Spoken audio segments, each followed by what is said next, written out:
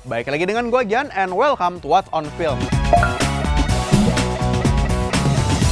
Alasan Teuku Rifnu Wikana cocok menjadi Mata Malaikat. Mata Malaikat adalah villain utama dari live actionnya Si Buta dari Gua Hantu nanti. Ini sangat diantisipasiin dan ditis bahwa Iko Uwais akan berperan menjadi Barda atau Si Buta. Melihat sudah banyak produksi film yang sudah mulai melanjutkan proses produksinya seperti Ghostwriter 2 atau film misteriusnya Joko Anwar, nggak menutup kemungkinan Si Buta dari Gua Hantu akan melanjutkan produksinya yang sempat tertunda dulu. Untuk sosok malaikat sendiri nih masalahnya masih sangat misterius akan diperankan oleh siapa. Dan untuk gambaran sejauh ini, sosok Mata Malaikat sangat dikenang dengan performa luar biasa dari Advent Bangun. Sampai-sampai dalam komik Si Buta dari Gua Hantu versi revolusinya pun muka Mata Malaikat dimiripin sama Advent Bangun. Gue merasa untuk karisma sekuat itu dibutuhkan sosok Mata Malaikat yang bisa mendominasi tanpa harus dirinya tuh mengeluarkan banyak kata-kata ancaman buat si protagonis kita atau Si Buta. Mata Malaikat ini harus menjadi pesona teror yang punya dialog sedikit tapi ngena banget seperti Anton Chigurhnya di No Country for Old Men atau T-1000-nya dalam film Terminator 2. Karena dalam komiknya pun Mata Malaikat itu mencuri hati pembacanya dengan tagline ciri khasnya dia. Aku di belakang, di depan, dan di antara kedua matamu. Pokoknya tagline itu kudu mesti harus jadi ciri khas Mata Malaikat yang membuat hati menggelegar ketika diucapkan nanti oleh aktornya nanti. Dan menurut gua, aktor yang bisa memumpuni adalah Teuku Rifnu Wikana. Pertama, suaranya yang sangat berat dan mendominasi.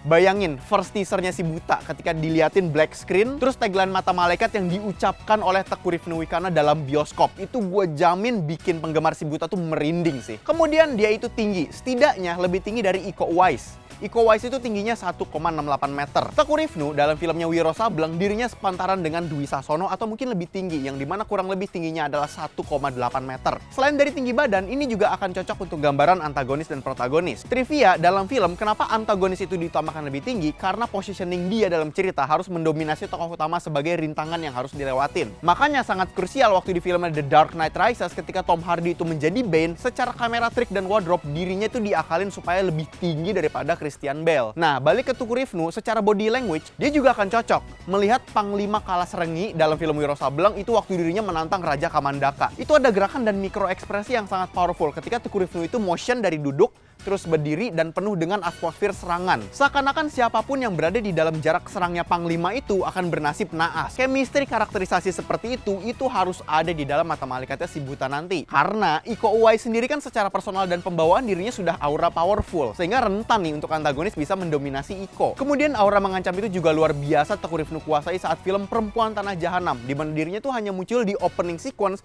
tapi adegan itu menjadi salah satu adegan yang paling serem dalam film Perempuan Tanah Jahanam.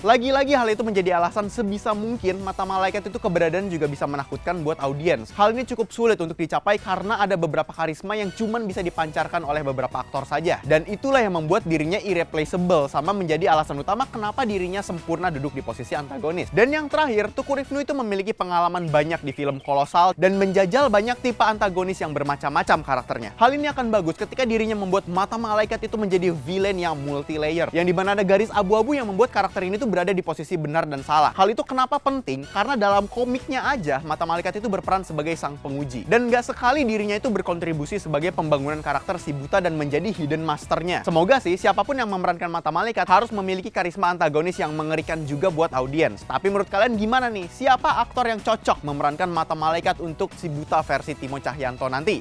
Share pendapat lo di kolom komentar bawah. Kalau misalnya kalian suka dengan seputar film dan game, lo bisa cek website kita kincir.com, karena di situ pembahasan soal film dan game lo bisa langsung aja ke dalam websitenya. Oke, cukup sekian untuk What's On Film kali ini. Sampai jumpa di What's On berikutnya.